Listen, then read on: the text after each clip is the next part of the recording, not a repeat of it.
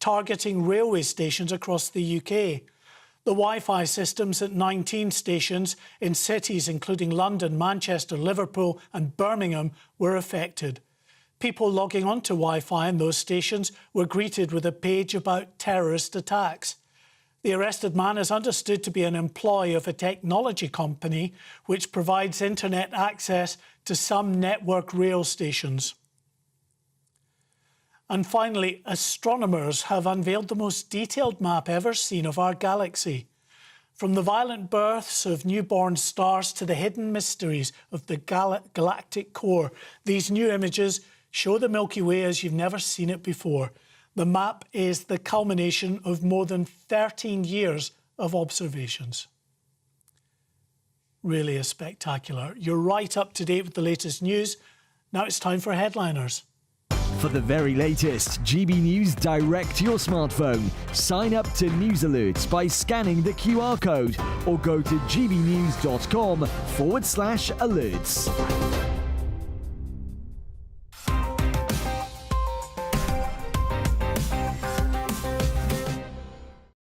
Thanks, Mark, and welcome to Headliners. I'm Nick Dixon. Now, Keir Starmer has called for the return of the sausages, which is the first popular policy he's announced. But tonight, we're going way beyond mere sausages because we have the people's gammon.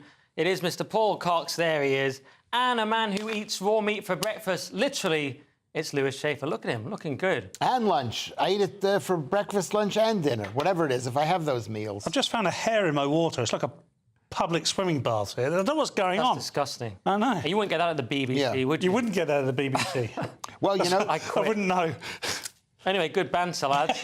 I mean, Lewis, you've been told to be funnier, so could you just pick it up a bit, please? I know, that was bad. I was sitting there thinking, I've got nothing funny to say. No, you've got to turn it on. If they wanted a funny comedian, why would they have me? An American. Great question. Yeah. I was actually asked that question by a promoter of a show. He said, is this going to be the funny Lewis Schaefer?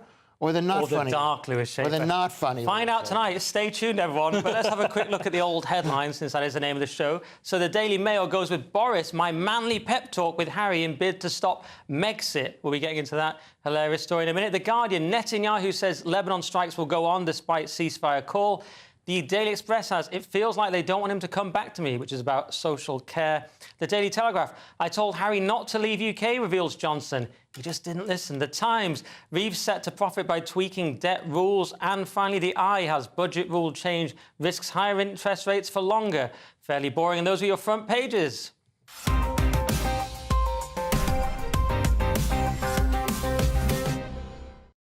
So let's kick off with the Mail, Paul. Oh, it's pure bonking Boris madness, the Mail. Everything is about Boris. He's got his new unleashed political memoir out, and they're plugging that to death. But the headline is, Boris, my manly pep talk with Harry in bid to stop Megxit. So this is, I mean, if there's a man you want to talk to another man about how to look after your women, it's bonking Boris Johnson, isn't it? But I know. He's among the last person one of the last people, right? Him and Elon Musk.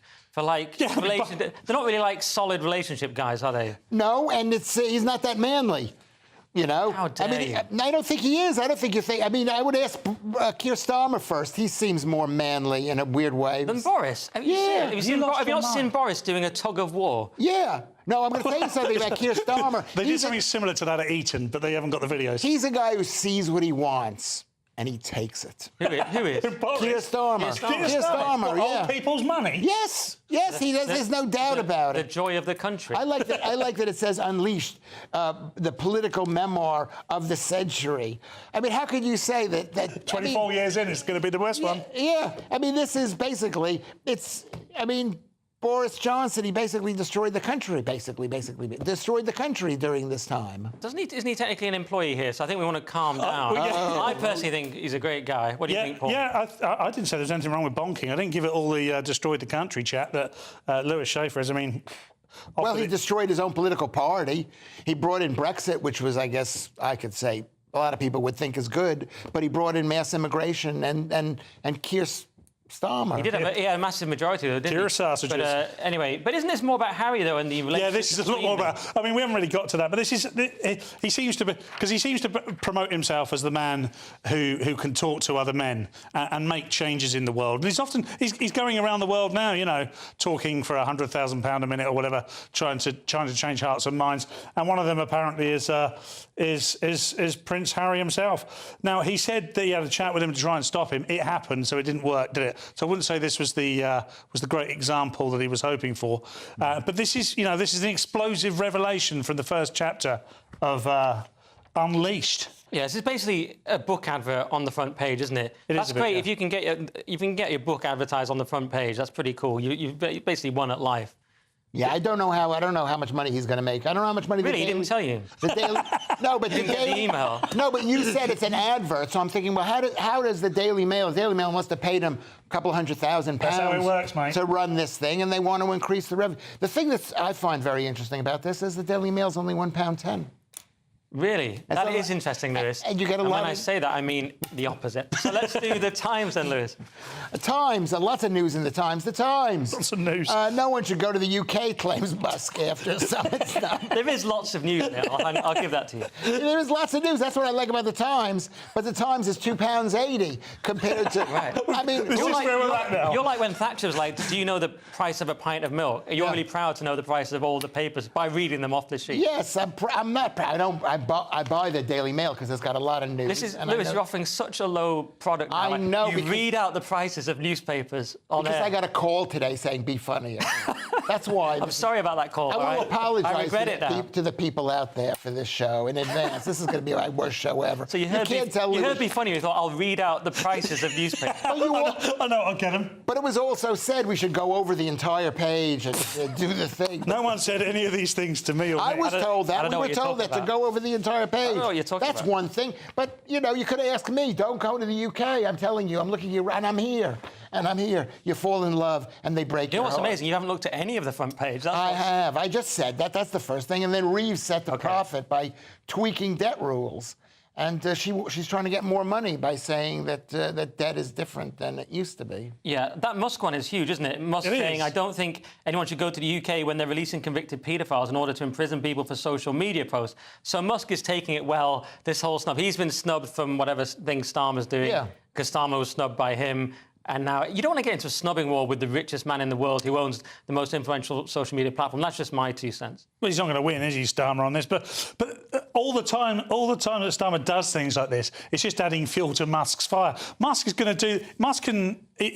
there is lots of element of truth to what Musk is saying there. There are actual sex offenders being released from prison and then allegedly committing the same crime within the same day and then going back to prison, whilst at the same time as they're going back to prison, bumping into a chap that said something silly on the internet. Yeah.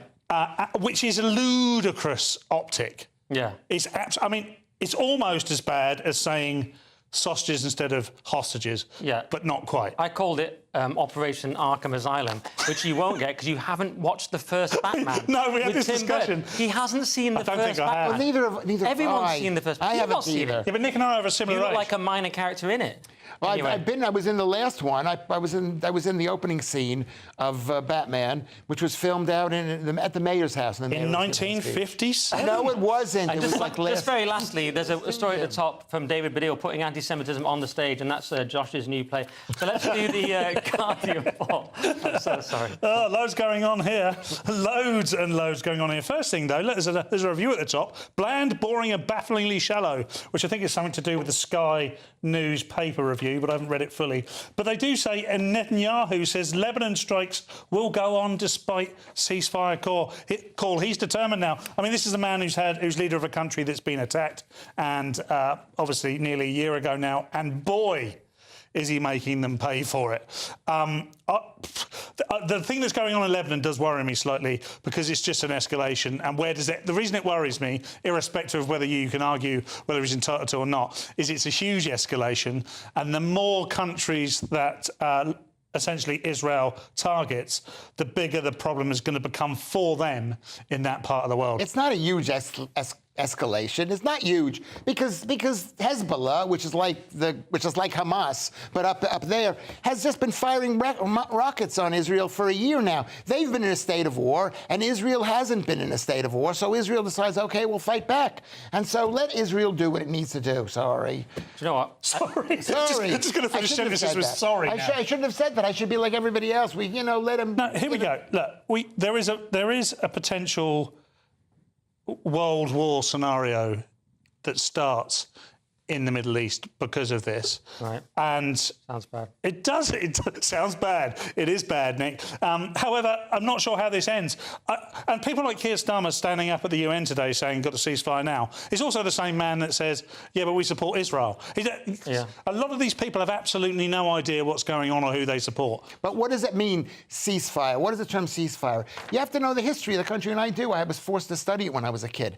And the truth is that back when Israel declared independence, there was a ceasefire which benefited Israel at the time. A ceasefire is just a pause in the firing. That means they're planning on doing it again. People don't want a ceasefire; they want peace. Right. And a ceasefire just is like prelude to. Okay, we've got to move on. But I don't want to make light of this because it's such a serious story. But actually, there's a story about Paul Heaton from the Beautiful South, and it's almost a Beautiful South song. You know, Jennifer Allison, Philippa Sue, Lebanon, Netanyahu. You can actually make. I know. I was going to sing it, but I bottled it. It's such a serious story. Do you want to do the Star, Lewis, in minus 17 seconds? 27-foot teaching aid for kid gives them the heebie-jeebies. Attack of the creepy giant baby doll. Yeah, I thought you'd lead with that. Yeah, whatever it is. This is a giant baby doll that can move. I think it can move, and it's in a school. It looks like the sort of thing they would put on the fourth plinth in Trafalgar Square, doesn't it? I bet it's in France. Because I think there's a company in France that makes it's the kind of thing they'd do. Like the elephant. Have you heard of the elephant that was in Britain? It was in London. They brought this moving elephant, and there were like hundreds of thousands of people at the mall, whatever. I think I speak for many viewers when I say you've lost me there, Lewis. Anything, Paul? We've got to move on. Yeah, we should move on. I have no idea what he's talking about. Oh, brilliant. All right, well, that was... This wasn't as bad as I thought it was going to be. No, good. That's a ringing endorsement of the show. But coming up, the backbenchers are turning on Keir Starmer, the pension death tax, and Iran goes after Donald Trump. Total losers. See you in 2 minutes. This is GB News, Britain's news channel. Sports broadcaster Gary Lineker is to cut his pay for Match of the Day. So he's in talks with the Beeb over a multi-year deal for Match of the Day after volunteering to take a pay cut. Yeah, so he's volunteering £350,000 to knock off his salary. So he'll just be taking home a comfortable £1 million. So, maybe he'll need some clothes donations as well. But you can't really argue with that, can you? I'm sure that money will be spent better elsewhere. It's still a massive salary, isn't it? It is still a massive salary. I think the thing with things like this is that I don't know how much of appeal, and, I'm not the biggest football fan in the world, but, how much of an appeal does Gary Lineker have? And when you think of the BBC, where it's not really out to make profit, I really feel like jobs like that should go to young upstarts, young presenters, getting in new talent, rather than paying the old talent £1 million. Yeah, I reckon, Esther, if you ask Match of the Day viewers, do you tune in to see Gary Lineker or do you tune in to watch the football highlights? They tune in to watch the football highlights. They tune in to watch the football highlights and fall asleep on the sofa. Yeah. They don't care about Gary Lineker and all of his cronies and all of his mates. He gets the same people in again and again. Look, I think, talking about optics, because we're talking about optics today, aren't we, about the clothes and everything. Gary Lineker, the optics, what a hero. That's what he's doing. He's making himself look good by giving back in his way. I mean, absolutely, we want new talent. I would much rather have more voices and different people on Match of the Day. I watch it occasionally with my family. I wouldn't tune in myself that much. I can never stop. But they have the same people all the time. Yeah. To be fair, the plot twist here is that, was it Jermaine Jenas? Was that his name? Last time we were here. Was kind of like set to take over, or that was the rumour, but now obviously that's not going to happen. So it might have been that Gary was out the door and they've actually said, oh, actually stay a bit longer. GB News, the People's Channel. The Britain I grew up was the most peaceful, gentle society that has ever existed. That has been destroyed. Opinion polls show immigration is the #1 concern to the British public. Are you proud to be British? Yeah, I'm ever so proud. My name is Stephen Edgington, and in this documentary, I want to find out how Britain became a nation of immigrants. Immigration, the truth. Available at gbnews.com. Tune in to Friday Night Live with me, Mark Dolan. GB News royalty with your perfect start to the weekend. Lucky us. Feisty and fearless guests. Well, I'm a normal person, so ask me. Honest opinions that raises more questions than a Gary Barlow tax return. And a few surprises along the way. Might be cold in this studio. That is Friday Night Live with me, Mark Dolan. 8 to 9, only on GB News, the People's Channel, Britain's news channel.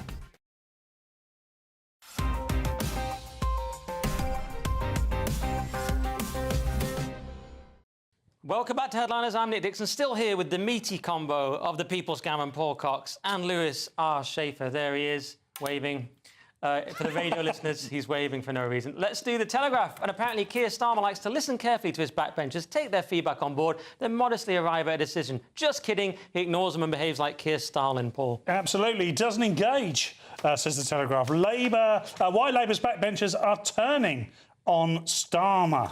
So while the Prime Minister may have spent years preparing for power, we'll get to that in a minute, the result now is that he's the rookie errors show. And, you know, who can disagree with that? It's become clear, this article goes on to say, in Liverpool, there is already a complete disconnect between Starmer, the Cabinet and the backbenchers. Starmer floats above the party with little connection to it. Now, I agree with the sentiment of this article completely. It's quite an interesting article to read. However, I don't think Keir Starmer's been preparing for power, per se. I think Keir Starmer's a prosecutor, Keir Starmer is an ideologue, and he is someone who gets very excited by rules.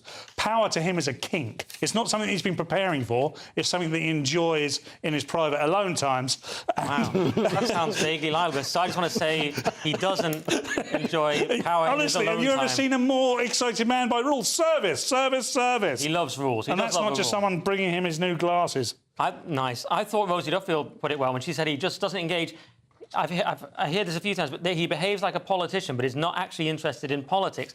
And isn't that right, actually? He's like a Blair, post-Blair. He's not as good as Blair. He's kind of post-Blair, Machiavellian, just wants power, doesn't care about all this politics stuff. It's all about managing and power, right? No. Oh.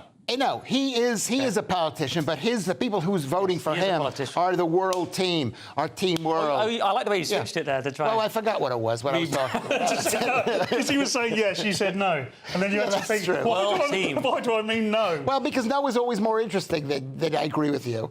But the truth is, he's more manly. I find him very manly. What are you going on? I know. What's all this homoeroticism about Keir Starmer? He's more manly than the other Labour Prime Minister, Rishi Sunak. Rishi Sunak. Or, that was a joke. David Miliband. An inadvertent joke from Schaefer. It was a good joke. But Schaefer's first joke, and it was an accident. David Taliban. He's basically a brand new Tony Blair, as you mentioned, and that's what his team is. He doesn't care about the people of Britain. He cares about his paymasters over there at David. And this is what happens when you get a supermajority without anyone really voting for him. He could just wander around now for 5 years doing what he likes. Well, Trump said he's very popular, but he's not that popular, is he? Because it's 20% of the country. Yeah, that Trump said that today. Yeah. So maybe I changed my mind. If Trump Lord Ali is arguably the most popular Trump likes him because Keir Starmer called him after he was shot and was nice to him. He's been very nice to me, great guy. The second he isn't nice to him, he'll be going, two-tier Keir. It's called two-tier, folks. It'll be... And maybe that's what we want as our leader. We want someone who's tough as Trump, who's going to turn on him. But not a communist.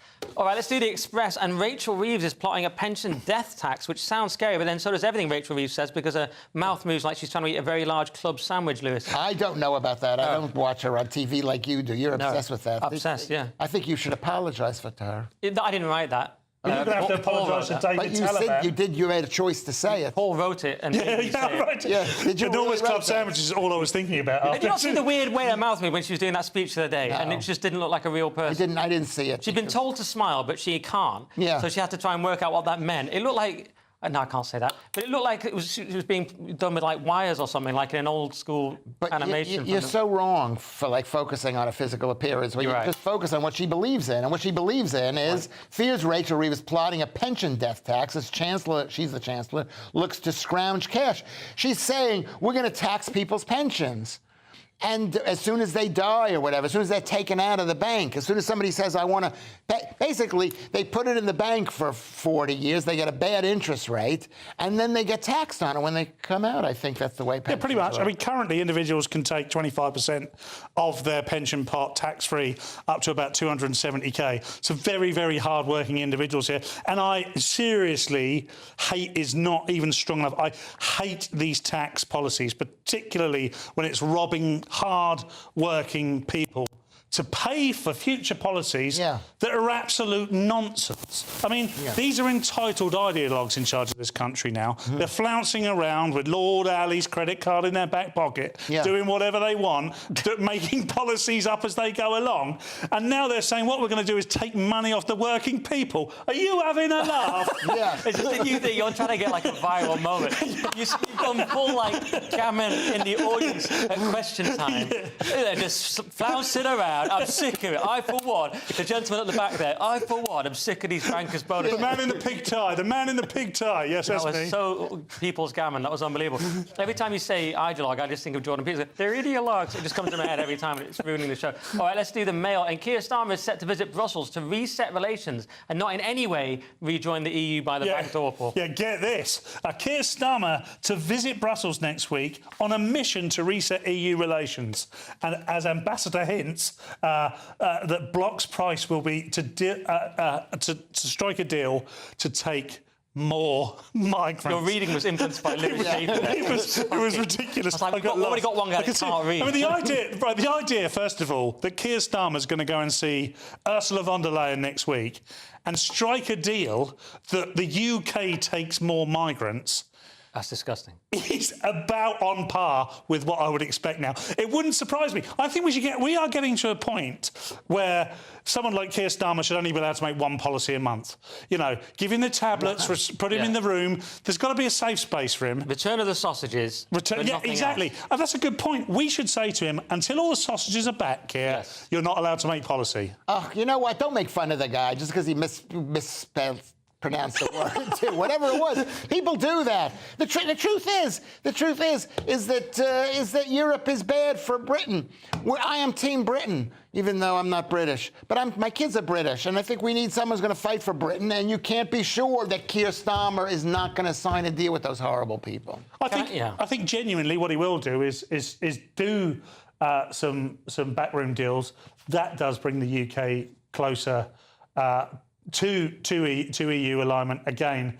And I see that as nothing but a betrayal to anyone who voted Brexit, because we have not delivered any Brexit. People say, what are the benefits of Brexit? Well, we don't know yet, because we haven't tried any single of them. Do you think he cares about anybody who voted? He doesn't care for anybody anyway. Let's move on. But you're right, though. It's what's the cost? Yeah. It's like with the mafia, like, oh, they're protecting my pub or bar or diner, but now I have to pay them every week or I get beaten up. Exactly. That's the EU. And by the way, is sausage really a mispronunciation of hostages? To me, it's a different word. But anyway, let's do the Mirror. And a Leicester leader would wait a few years to have their poll tax or Iraq war moment. But Keir Starmer is so efficient, he's already having his, Lewis.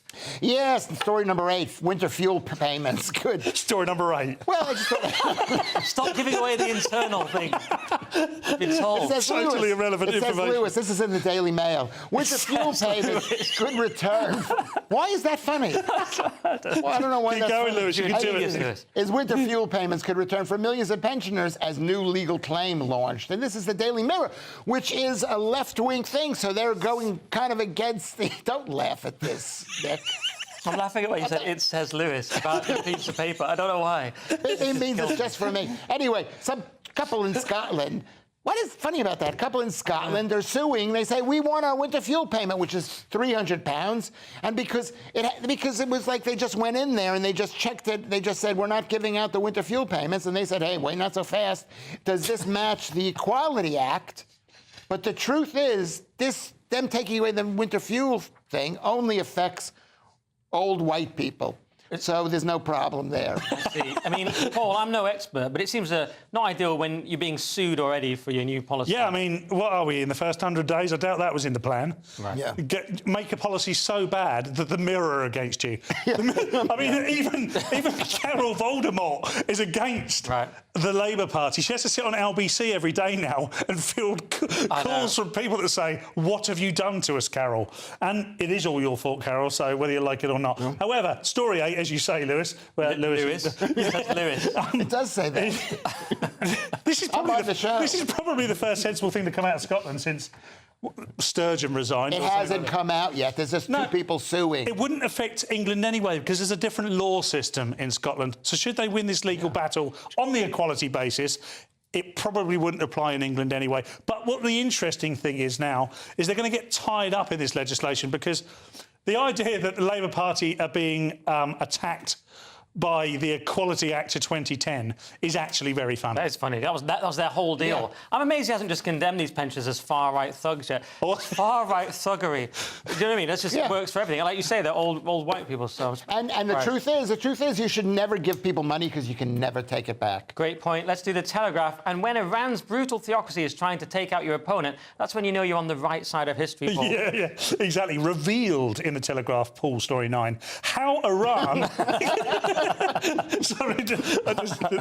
how Iran could be interfering in US elections funny, Paul. to undermine Trump. Think tank identifies 19 news websites, in inverted commas, it claims were created by Tehran to spread propaganda. One of them of which was something called the Western Sun, which is an English-language online outlet designed to cater for readers of the Muslim majority, of the suburbs of Detroit. Now, this is a good point. I mean, because of social media now, this is how politics is run in the West. But the West doesn't help itself. The left of the West has created so many subcategories of people and minorities that it's a divide and rule situation. So we're in one group, they're in another group. Someone in the East, you go to Tehran, there ain't many minorities there. That's totally not true. They take minorities up the left and chuck them off the building. No, there's plenty of different... There's Azeris, there's tons of other ones. There's lots of, probably 40, 50% of the people... There isn't a political party in Tehran that are saying, we support the Labour Party. You told me this before, and I didn't look it up. I should have looked it up. But Iran is one of the most ethnically diverse countries in the world, and that's one of the problems of this whole thing. Are you one of these Iran propaganda things? Yeah. Because it says they'll be disguised as legitimate news outlets. Yeah. Are you being paid by Iran? I'm saying this. Iran is a surprisingly good tourist option. This is so when Trump is hurt, or whatever, I don't want to use those words, Trump is defunded, as they say, is that they're going to blame Iran and not the Democrats, who are like 28% happy about having him defunded. I mean, actually... Yes, I know what you mean. You know what I mean? Yeah, Iran's after Trump, but that makes me wonder. Of course they're after Trump. They've been after Trump for years. But doesn't that make you think Trump's a great guy, actually? Because Biden funded Iran with all his money, but Trump didn't, so they know that they're better off with the Democrats. Yes. Which makes me worry about the Democrats. Yes, that was of course you should worry about the Democrats. I'm very worried. I remember I've got to go, though, Lewis. We can't have time. Can you give us your massive anecdote after the break? Because we've got to end there. But coming up, an Islamophobic cyber attack, a DEI chatbot, and an embarrassing story for The Guardian. We don't even care what it's about. See you soon. Hello again and welcome to the latest forecast from the Met Office for GB News. Very wet overnight for some places with the risk of further flooding. Rain then clears to showers through Friday. Colder but brighter weather arrives from the north. We've already seen that for Scotland through the day, but across northern England, Northern Ireland, wet weather has been persisting all day. That then moves south overnight, merging with some heavy downpours across central England and Wales. And these are the areas that saw flooding earlier in the week, and so an amber warning in force because of the risk of 60 millimetres in just a few hours overnight. Could be some transport disruption first thing because of the effects of that rainfall. But by the morning rush hour, the heaviest downpours will actually be occurring across the south coast, parts of Hampshire into Sussex and Kent, clearing away gradually from the rest of the south. Brighter skies across Wales and northern England by this stage. Northern Ireland, Scotland seeing a mix of sunny spells and showers, and it's a cold start to the day in these areas with temperatures in some places down in the low single figures. The cold air because of northerly winds, and those northerlies extend countrywide. through the morning, helping to push away the last of the rain and bringing brighter skies for many and drier weather finally across much of the country. Having said that, there will be further showers. These not as heavy or as prolonged as recent weather, but certainly a mixed afternoon to come. Sunny spells and showers and a cold wind with highs of just 15 Celsius in the south, 10 in the north. Now, Saturday starts off chilly, a touch of frost in places.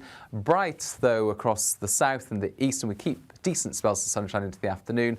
Western and northern Scotland, Northern Ireland, northwest England and Wales will see further showers. And by Sunday, after a dry start, unfortunately, we've got more wet and windy weather arriving from the west and the southwest. The Britain I grew up was the most peaceful, gentle society that has ever existed. That has been destroyed. Opinion polls show immigration is the #1 concern to the British public. Are you proud to be British? Yeah, I'm ever so proud.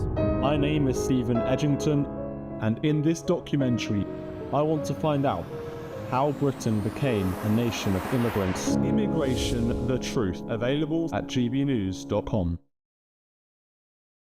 Mark Dolan tonight is your weekend dose of news, debate and entertainment. This sounds like a wild conspiracy theory. Don't miss my big opinion.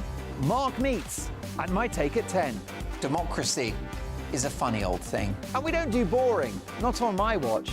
I just won't have it. Let's go and get another glass of that bubbly. You've earned it. That's Mark Dolan tonight, Saturday and Sunday, 9 to 11, only on GB News, the People's Channel, Britain's news channel.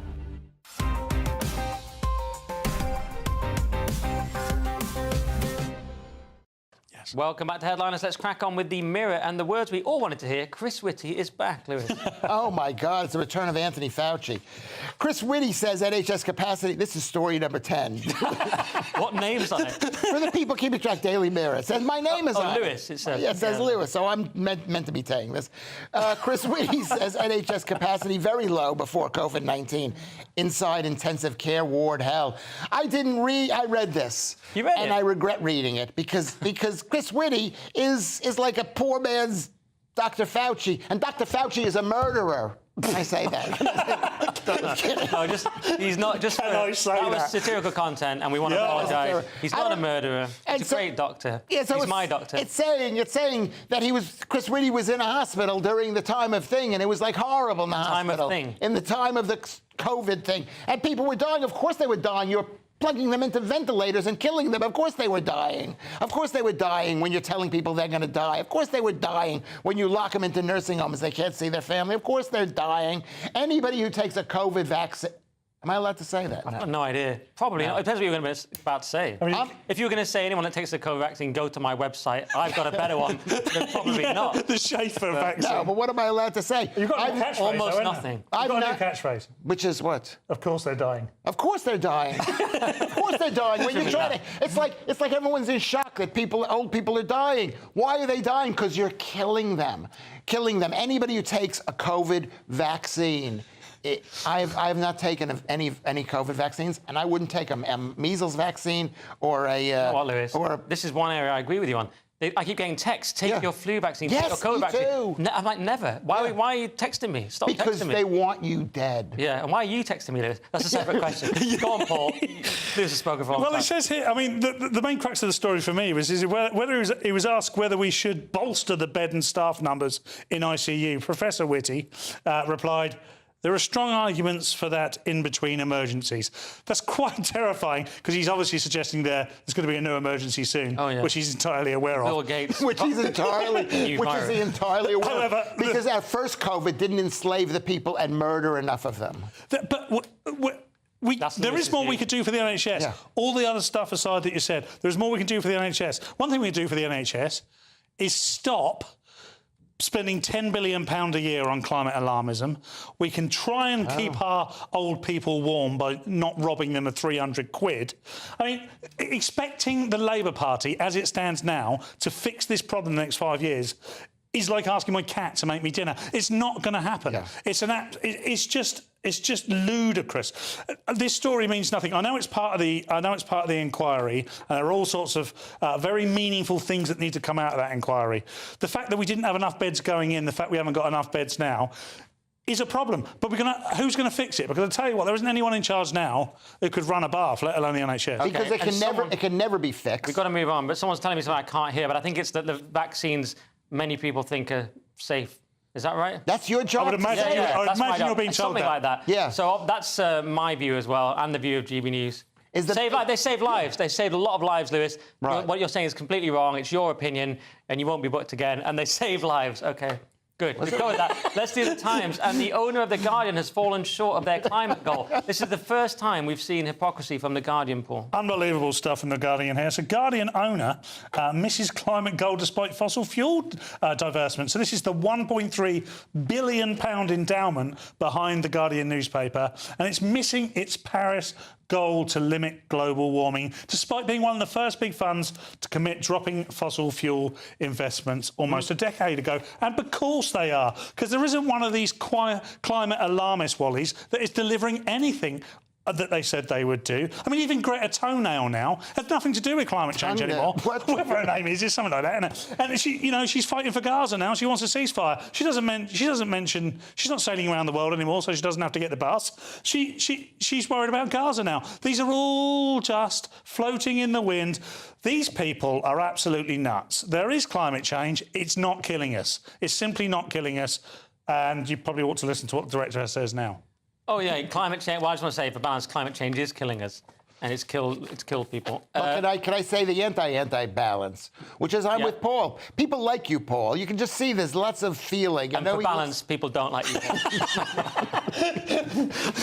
is at the end of the day, they want us dead. They want us to freeze to death. Of course they're dying. And for balance, they don't want us dead. I don't know. This is impossible. They're making me do an impossible job balancing Lewis Schaefer. I don't even know what he's saying. I'm supposed to balance it.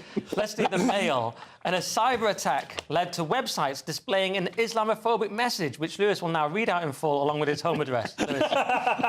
Story number 12 in the Daily Mail, Lewis. It's Lewis's name right there. Lewis. Police probe source of night sleeper-style hack that shut down a rail station Wi-Fi as IT firm reveals legitimate administrator account was behind Islamophobic message. And they basically, some guy at the company that wires the Talent is the name of the company. Isn't it, that wires the free Wi-Fi.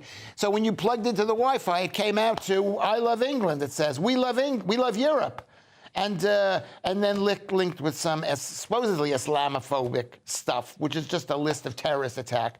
If that's considered Islamophobic to list terror It was attacks. about the Manchester... well, are we allowed to say what it was? I don't know. Well, I don't know what it was. It's not all in the papers have blurred it out. All the papers have blurred it out. But what we do know, and I've seen the unblurred out version, is it's just a list of Islamic terror attack occasions. Like known, verified, ratified Islamic terror attacks in the UK. So this is a real paradox, because what they're calling this Islamophobic.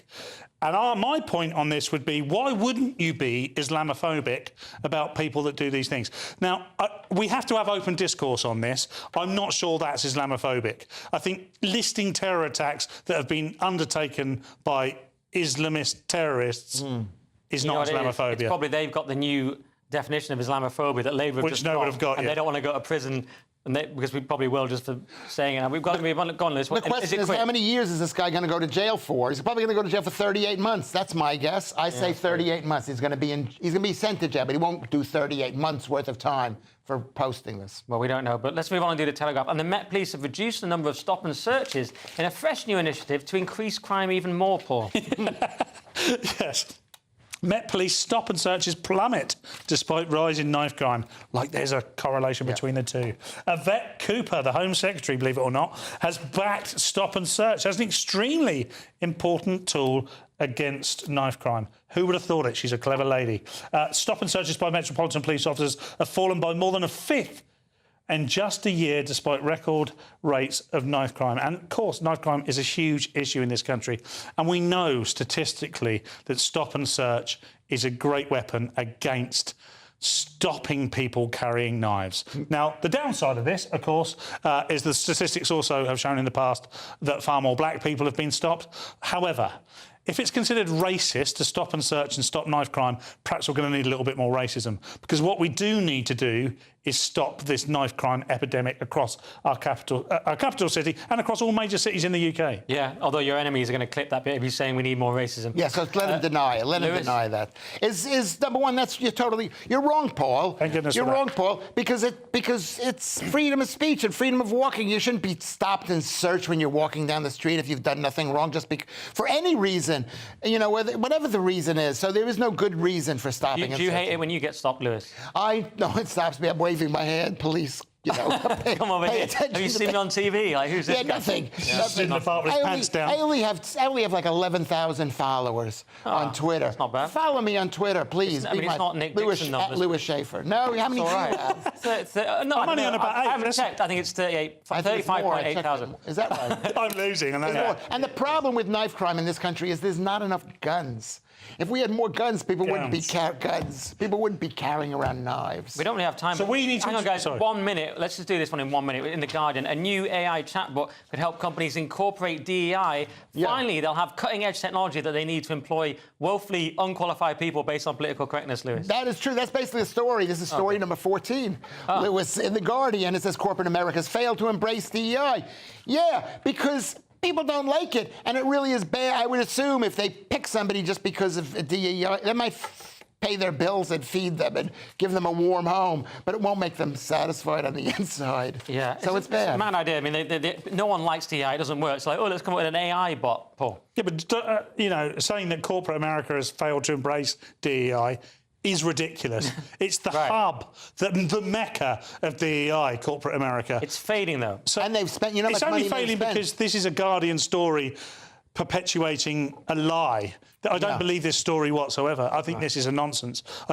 There's so much evidence that DEI is infected all of corporate America, that to say there isn't enough is ridiculous. I think it is. It's definitely affected, but I think it is fading. If you look recently, people are getting rid of it. They're realising that it's not popular and it costs them a load of money. All these people are getting, all these tech companies and so on.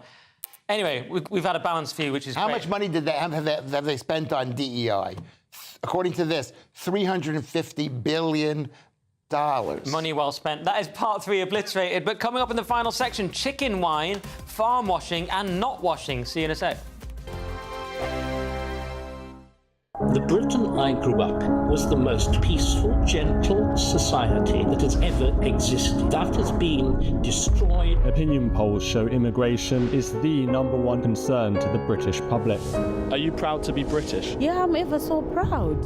My name is Stephen Edgington, and in this documentary, I want to find out how Britain became a nation of immigrants. Immigration, the truth, available at gbnews.com. Sunday with Michael Portillo from 11, only on GB News. In October, a new collection of portraits will be unveiled, which record some of the most impactful women of modern times, including Elizabeth Taylor in her role as Cleopatra, Beyoncé, Princess Diana and Veronica Lake. The pieces were created in tandem by the artistic duo Sequin K and Jerry Kinch, and they join me now. Jerry, tell us a bit about how you got into making these portraits. Yeah, so Sequin and I have been walking in and out of each other's lives for like 9 or 10 years now. And although our art is very different to my art, we've always sort of said we'll do something together, you know. I mean, our work with crystals is so different to my traditional oil painting. And it's like, you know, they say the East is East and West is West and never the twain shall meet, but we kind of proved an exception to that rule. And we've done something here quite unique, you know. Painting's been my whole life, you know, ever since I was a child, you know. It's been something that's always kept me in good stead, you know. It's something that I think jumped over from my grandfather. He was a painter of the churches in Ireland, and ever since I was a child, I just painted naturally. And you know, it's always been a way for me to earn a living as well. Sequin, as I speak to you, I hope we're going to reveal a portrait that has been brought in. This is a 6-foot portrait of Veronica Lake. And to Jerry's work, you have applied what I would call sequins, Swarovski crystals.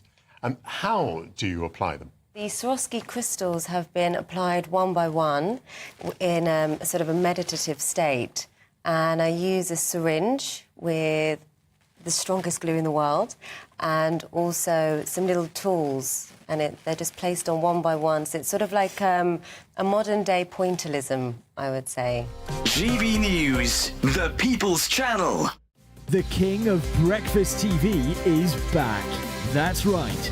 Britain's favourite TV host, Eamon Holmes, returns to Britain's hottest breakfast programme.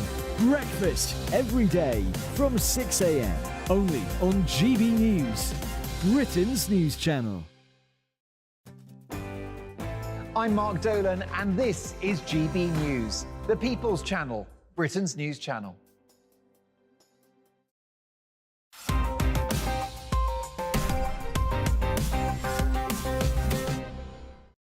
Welcome back to the final section of headliners. Let's do the Mail, and a subject the mainstream media is too scared to tackle: farm washing, Paul.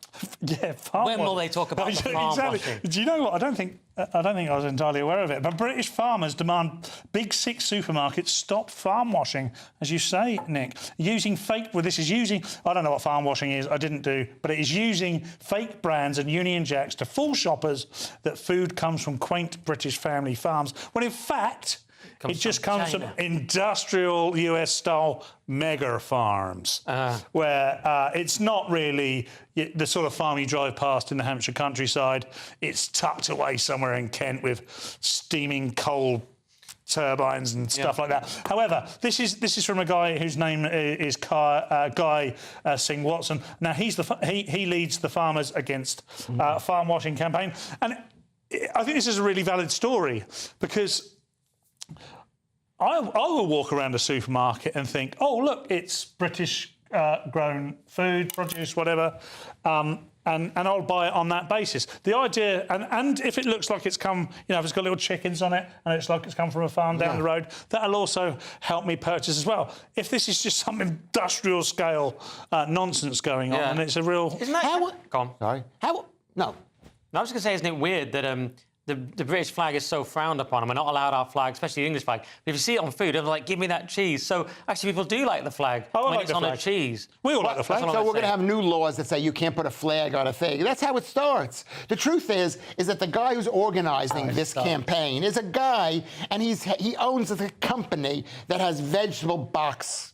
So he's sending out vegetable boxes, and it's to promote his company. I'm not going to mention his name because I hope it dies. The truth is that the company, you mean? His company, not him. Okay. Not him. He looks lovely, but lovely guy. Lovely guy. I'll have to find out how many times he's been vaxxed. But the point is that this whole idea of vegetable boxes, organic, those are also greenwashing. It's also lies. Vegetables are bad for you. You should not eat vegetables. Yeah. Organic might balance, they're good for you, and you should. Go on. You should. Okay, keep on saying it. The truth is, that's my only job. The truth is people want to be lied to. They're eating food. They want to think, oh, this is They're eating food, finally. Someone's saying it. They're eating food. But the guy did a study, and they said that 74% of British people want transparency. I'm just so bored of his rant. I'm just saying. I'm so sorry.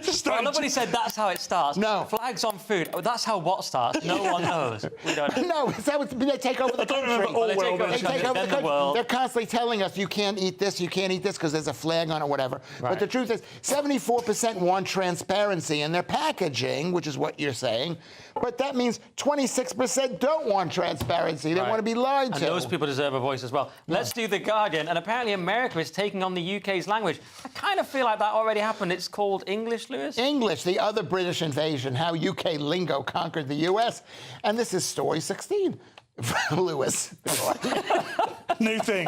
I should never have laughed at that. Never knew. A monster. But you laugh at me. That's the only way I remember this stuff. You think I pay attention to this? I don't do much preparation. I genuinely don't think that. And the truth is this is a change, because normally you hear about how Americanisms, which have been around for like 300 years, have been infecting the British people. This is saying how Britishisms, like bits, cheeky, clever, early days, I never thought these were British things, gutted, mate, are affecting America. And that's just the way it goes, because people in this country speak English, and people in America speak English, so there's going to be some overflow. I mean, who doesn't love a cheeky bit? Yeah. And who does love a cheeky bit? The truth is like, let's maybe if we speak the same language, right? We do. If we do. Maybe Despite how it sounds. No, we don't have a lot of words we don't use. British people don't use, Americans don't use. But if we spoke the same language, you wouldn't be that reticent about being taken over by America. Paul, anything on? You're just looking dumbfounded at Lewis, but We weren't taken over. No, I'm saying you should be taken over. No, we haven't been, have we? No, you haven't been, and I'm saying that's what I'm saying. Royal Britannia. Let's just can we quickly do this one more because I brought that on. Let's do the mirror, and it's another fine British tradition that's being destroyed. Yeah, I don't go for this. You see, drinkers disgusted by new pub trend that has become an epidemic. Yeah. Gone are the days of jostling at the bar, as patrons now seem to prefer forming orderly queues. Now, I've genuinely seen this. Every time I've seen a queue at a bar, I've bypassed it, gone straight to the bar and said to the first bar person, can I have 2 pints and a bag of scratchings? Because you're a drunken British alcoholic. No, because that is what a bar's for. Well, yes, but that's exactly what. But this queuing business is not for the pub. It doesn't make any sense whatsoever. And honestly, if you see a queue in a pub, just go straight past it, walk up to the bar and say, yeah, and it'll probably take longer. The truth is, the reason why they're doing this is, I noticed this as an American, because a British person is so customer service adverse, they can't say, you're next, and then I'll get to you. They can't do that. So you sit there hoping that they've seen you. We've got pubs older than your country, mate. Filled with rude bartenders. Nice. I don't think we're going to top that. So that is the end of the show. Thanks to Lewis and Paul. Let's have another quick look at the front pages. The Daily Mail has Boris, my manly pep talk with Harry in bid to stop Brexit. The Guardian goes with Netanyahu, who says Lebanon strikes will go on despite ceasefire call. The Daily Express, it feels like they don't want him to come back to me. That's about social care. The Daily Telegraph, I told Harry not to leave UK, reveals Johnson, and he just ignored you. The Times, Reeves set to profit by tweaking debt rules. And finally, the budget rule change risks higher interest rates for longer, about Rachel Reeves and her shenanigans. That was the show. Thanks to Paul and Lewis. Headlines is back tomorrow at 11 p.m. If you're watching at 5 a.m, then stay tuned for breakfast. But for now, it's good night, good morning, and God bless. I think about that warm feeling inside from Boxed Boilers, sponsors of weather on GB News. Hello again and welcome to the latest forecast from the Met Office for GB News. Very wet overnight for some places with the risk of further flooding. Rain then clears to showers through Friday. Colder but brighter weather arrives from the north. We've already seen that for Scotland through the day, but across northern England, Northern Ireland, wet weather has been persisting all day. That then moves south overnight, merging with some heavy downpours across central England and Wales. And these are the areas that saw flooding earlier in the week, and so an amber warning in force because of the risk of 60 millimetres in just a few hours overnight. Could be some transport disruption first thing because of the effects of that rainfall. But by the morning rush hour, the heaviest downpours will actually be occurring across the south coast, parts of Hampshire into Sussex and Kent, clearing away gradually from the rest of the south. Brighter skies across Wales and northern England by this stage. Northern Ireland, Scotland seeing a mix of sunny spells and showers, and it's a cold start to the day in these areas with temperatures in some places down in the low single figures. The cold air because of northerly winds, and those northerlies extend countrywide through the morning, helping to push away the last of the rain and bringing brighter skies for many and drier weather finally across much of the country. Having said that, there will be further showers, these not as heavy or as prolonged as recent weather, but certainly a mixed afternoon to come. Sunny spells and showers and a cold wind with highs of just 15 Celsius in the south, 10 in the north. Now, Saturday starts off chilly, a touch of frost in places. Bright, though, across the south and the east, and we keep decent spells of sunshine into the afternoon. Western and northern Scotland, Northern Ireland, northwest England and Wales will see further showers. And by Sunday, after a dry start, unfortunately, we've got more wet and windy weather arriving from the west and the southwest. A brighter outlook with Box Solar, sponsors of weather on GB News.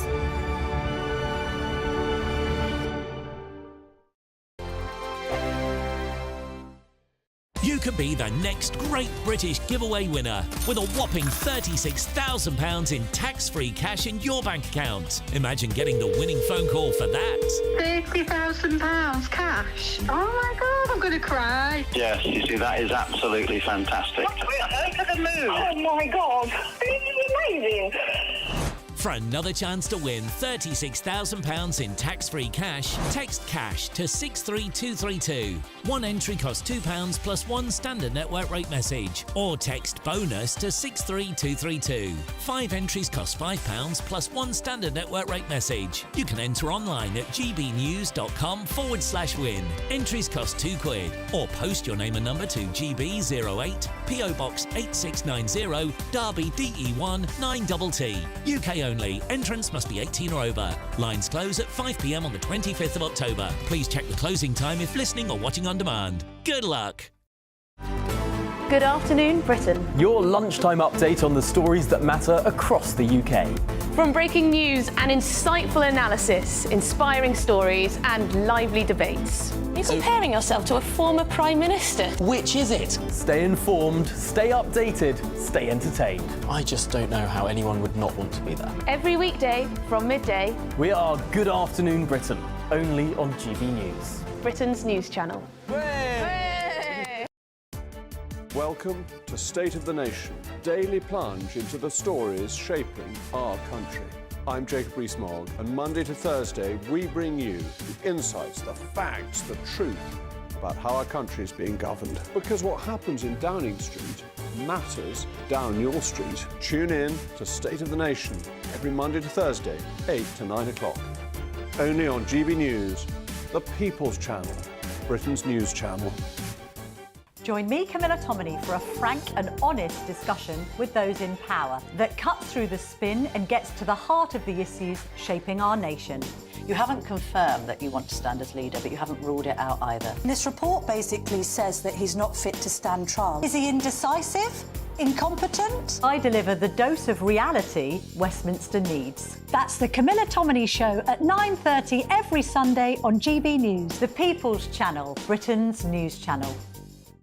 Hi there, I'm Michelle Dewberry, and I'm going to take a second to tell you all about my show, Dubes & Co. We start off with the issues of the day. We then bring in both sides of the arguments. We get rid of the disrespect. And then you throw me into the mix. And trust me, I'll tell it exactly how it is. And then, of course, the magic ingredient, you at home. We mix it all together, and what have we got? In my opinion, the best debate show in town. Monday to Friday, 6 till 7 on GB News, Britain's news channel.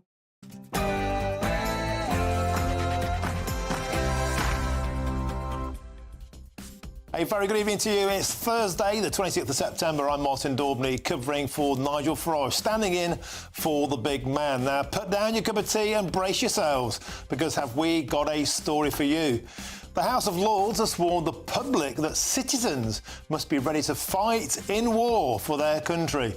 And this is not April Fool's. This comes as a new report says the British Army is too small to go up against prolonged warfare. So get ready. It could be you at the ladder next.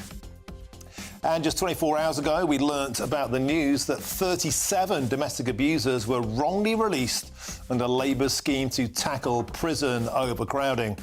Well, later today, Labour are looking at rewarding prisoners for learning about reoffending by shortening their prison sentences. Can it work? Plus, police have warned that the safety of MPs is under severe threat. They've warned that the intensifying conflict in Lebanon could become a motivating factor for terror attacks and plots. Now, all of that to come, but first, here's your news headlines with Mark White.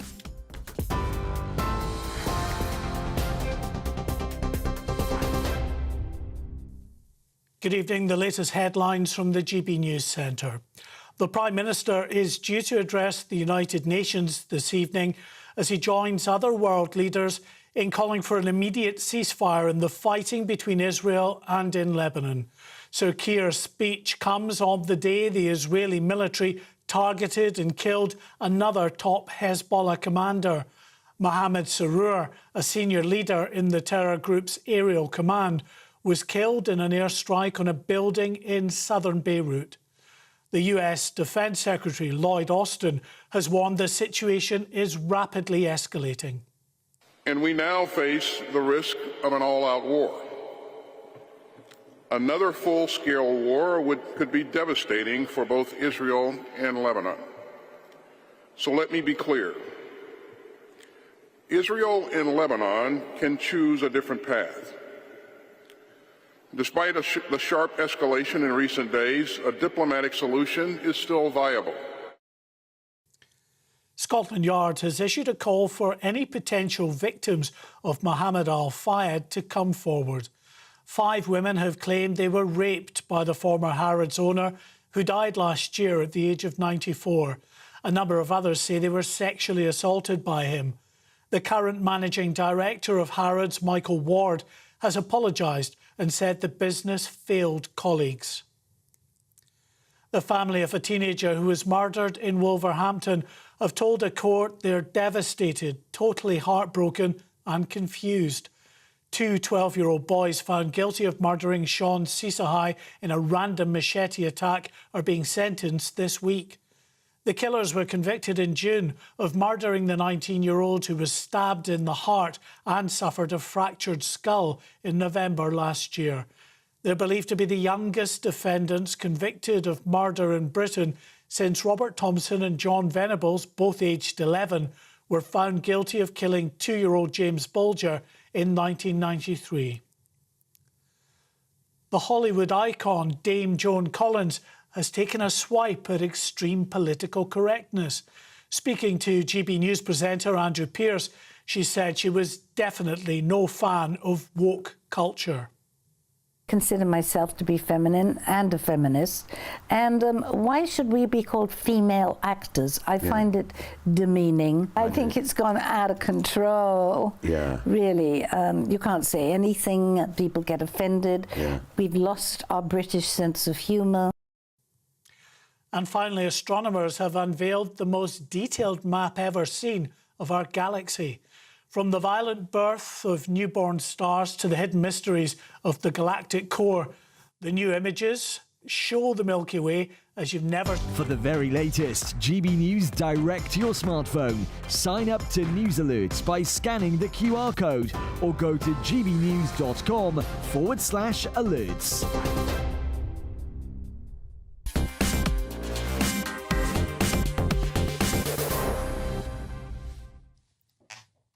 Thank you, Mark. Now, welcome to Farage with me, Martin Daubney, standing in for the big man, Nigel Farage. Now, the UK is on the brink of a conflagration. We have regional conflict in the Middle East, a full-blown war in Eastern Europe, and now the government is being warned that British civilians must be ready to fight because we don't have a big enough army. You couldn't make it up.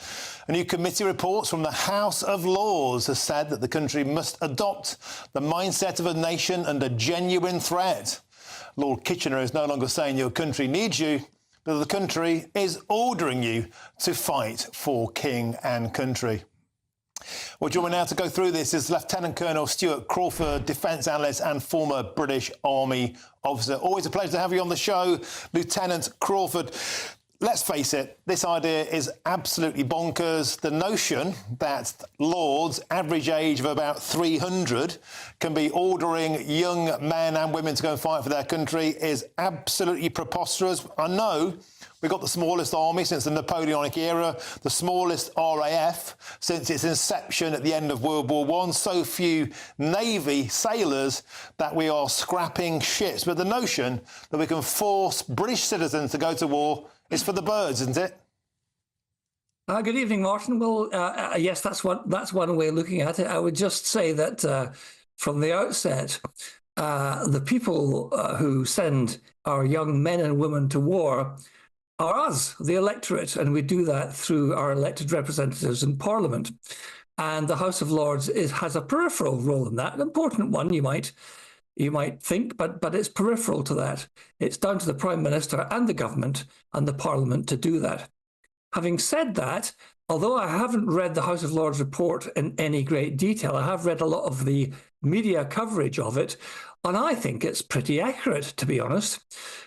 We are in a position where our armed forces have atrophied to such an extent that we probably can't do, or they can't do, what we would want them to do. And the reason for that is decades of underfunding through successive governments of all political hues. And that's what Sir Keir Starmer and John Healey, his Defence Secretary, and his government have now got to tackle. But the fact of the matter is, if people aren't volunteering, if the conscription process is so woeful, which we know it is, and by the way, they should probably think about stop having a go at white working-class men who historically have been the most likely to take up arms and defend their country. Look at Rishi Sunak's doomed national service scheme. That had a 65% approval rating against it from those aged 18 to 24. They're the ones who will be expected to go up the ladder first, not some dusty old fossils in the Lords. Well, that's what I think the populist or popular concept might be. But I am reminded that in the 1930s, the Oxford Union, the speaking union, passed a motion saying that this House would not fight for king and country. And a few years later, they were either all dead or in prisoner of war camps. So I think that it's easy to say such things in the abstract. But when bombs are being dropped in London or Liverpool or Glasgow or wherever, or missiles are crossing the Channel, or boats are being sunk in the North Sea and the North Atlantic, I think people have a completely different perspective. I have no doubt that today's younger generation, if it came to it, if push came to shove, would step up to the plate. And I'm confident that those are the sort of people that we have to rely on in the future. Do you think that's really the case? I mean, I just came into the studio now, and outside there's a protest once again on the streets of London by pro-Palestinian protesters. Tens of thousands of them seem to turn up. I wonder if those people would take up arms against Britain. Do we really have enough people in the United Kingdom who believe in patriotic values, who believe in king and country, who believe in protecting our sovereign borders? The data suggests that's not the case. They can't get people to even volunteer to sign up at the moment. Recruitment is at a record all-time low. Well, that's a fair point, and there are reasons for that. And I think the primary reason is that the armed forces are not seen, generally speaking, as being a sort of attractive career option at the moment. And the reasons for that are many and manifest. But much of it has to do with the negative PR, which appears in the media week in and week out. And much of it is actually deserved. The defence estate properties for married quarters and soldiers' quarters is poor, and it needs to be upgraded. The recruitment system, which in terms of the army has been outsourced, is appallingly poor, and that needs to be sorted. And I'm heartened that John Healey, our defence secretary, has said that he is going to impose immediate action to try and sort that out. And as for the people on the streets protesting about Palestine, well, most of them actually don't know what they're protesting about. It's almost become fashionable to do that. There is a debate to be had. There's much to be said on both sides. And there's much to be conceded on both sides. But I think that we should be reasonably optimistic that our youth in particular will rise to the top if needed. Well, I admire your glass-half-full mentality. Lieutenant Colonel Stuart Crawford, it's always a pleasure to have you on the show. Thank you very, very much for your time. Now, to continue this conversation, I'm joined in my studio by my superstar panel, and tonight is the Conservative MP for Romford, Andrew Rosendale, and, of course, Peter Tatchell, the human rights campaigner and activist. Gentlemen, welcome to the show. Andrew, could I start with you? Successive governments have grappled with the issue of how do we make young people sign up to take up arms or be prepared to defend the realm. Hasn't been achieved by successive governments. Your mob didn't do a good job. I don't think that the current lot will be much better. Is it really the answer for the law to say, well, OK, you don't volunteer, we're going to force you to do it? So, freedom isn't free. Our liberties are not something we can just take for granted. There are times in our history when we do have to fight to defend the freedom that we cherish. And my father was in the Royal Air Force in the Second World War. Both my grandfathers fought in the First World War. So they had to go and fight for king and country on both occasions. Who knows? That might happen again in the future. I hope it doesn't. I don't believe it will, but you can never be certain. One thing I will say is that this country is a great nation, and we do rise to a challenge if we are threatened, if our freedom and our way of life, our existence is under threat. The British people do rise to that. The big problem, I'm afraid, is that, as you've rightly said, Martin, every government has failed to invest in our defences. I believe that we should at least be spending 3%. And I do hope the new government we have at the moment will match that, because if we don't invest in our defences, we pay a very high price down the road.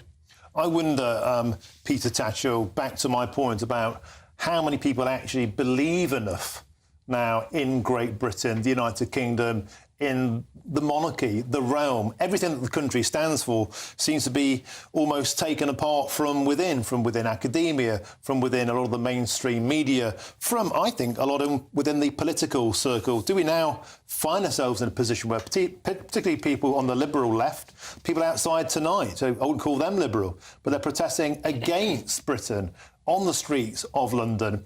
These people would never in a million years take up arms to defend the UK, would they?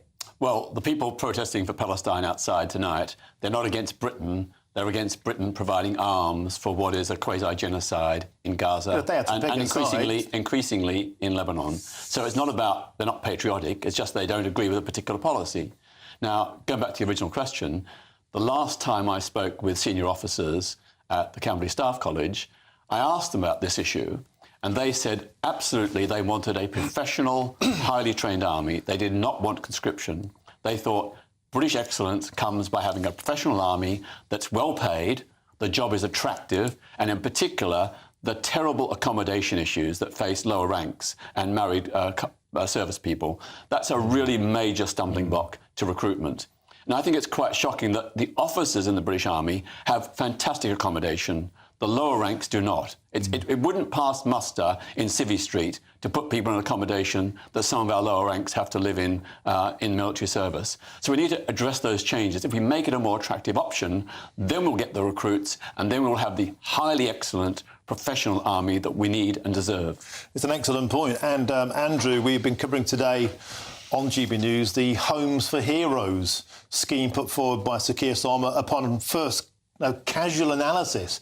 Actually, it doesn't prioritise veterans. They will be behind the queue, behind asylum seekers even. So what does it say to people who might be thinking about joining the armed forces when they've finished their time? The government, successive governments, again, has to be said, they seem to care about them. They're simply thrown out, you've served your time, thank you very much, often being crippled by homelessness, by addiction, by being tossed onto the scrap heap. So until we show that we care about our armed forces and our veterans, why should they care about us? You're completely right. We have failed our veterans. There's so much we should have been doing in recent years to not only look after those that have served Queen and country, but also to encourage more younger people to actually want to go into the armed forces. We should have invested a lot more in things like the Air Training Corps and the Army Reserves. I think they should be supported at local level, particularly in schools and outside organisations. I think that we've done a lot to encourage young people to go to university, haven't we? A lot of that, but very little to encourage people to actually join the armed forces. And I think we need, Peter's right, the conditions are a big factor. People decide not to go to the armed forces because the conditions are so bad. We need to change the mindset of this. But to do so, it means spending a lot more money. And I'm afraid the peace dividend that we thought we had in the 90s, after the fall of the Berlin Wall, I'm afraid that was largely a mistake. We should have continued to invest in our armed forces, and we wouldn't be facing the problems we have today had we done so. I think framing the problem in terms of defending king and country is the wrong approach, because that's a divisive issue.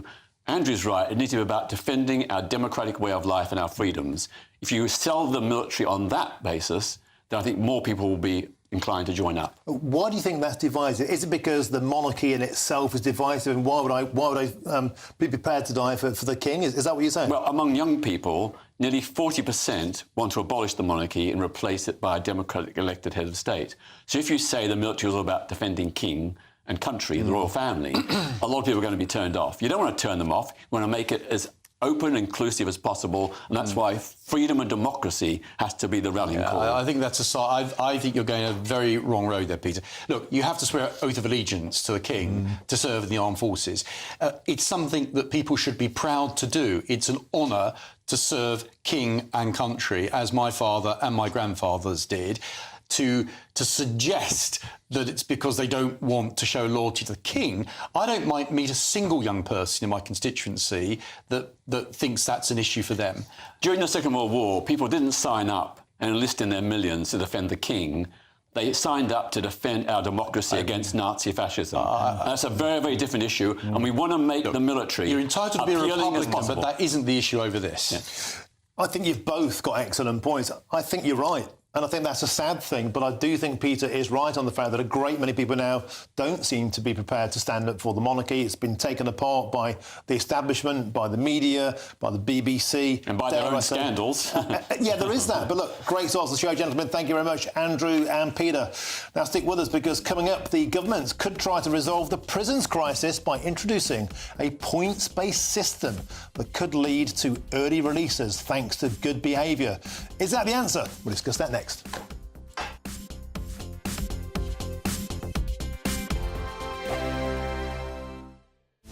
This is Britain's Newsroom, where your voice matters. It's just astonishing. With expert analysis and honest opinion, we don't just keep you informed. We bring you unique perspectives you won't see anywhere else. Can't argue with any of that. When the news happens, it happens here. On Britain's Newsroom, weekdays from 9:30 a.m. Only on GB News.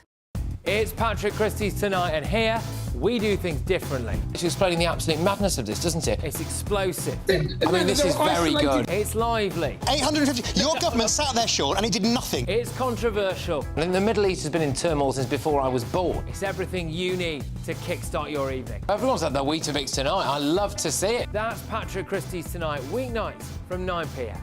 Only on GB News, the People's Channel, Britain's news channel.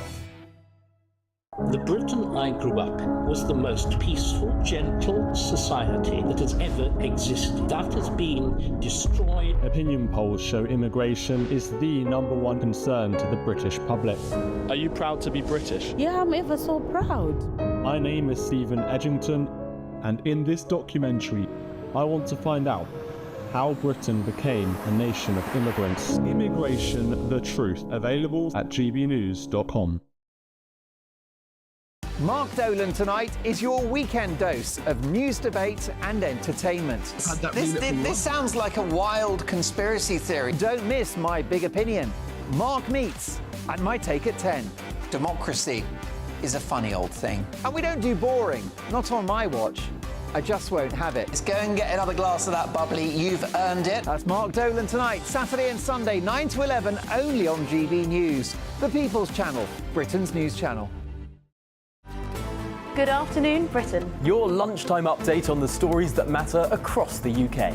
From breaking news and insightful analysis, inspiring stories and lively debates. You're comparing yourself to a former Prime Minister. Which is it? Stay informed, stay updated, stay entertained. I just don't know how anyone would not want to be there. Every weekday from midday. We are Good Afternoon Britain, only on GB News, Britain's news channel. Join me, Nana Akwe, for an informative, interactive news programme with a difference. It's fun. No, he didn't say that, Dave. I'm so surprised. I think there's an element of truth to that. Join me from 3 p.m. every weekend, only on GB News, Britain's news channel. Every Saturday, 10 till 12, we'll bring you all of the news that you need to know. We'll also remind you that there is so much to smile about. It's my favourite time of the week. I get to relax, enjoy some light-hearted stories, and let Ellie teach me about fashion too.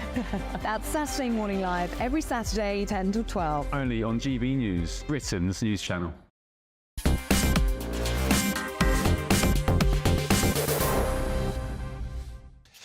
Welcome back to Farage with me, Martin Daubney, standing in for the big man himself, Nigel Farage. Now, Labour is looking to introduce a points-based system which will reward prisoners for their good behaviour. The Justice Secretary will look at a Texas-style point system which offers offenders courses on reoffending, drugs or alcohol to reduce their sentences.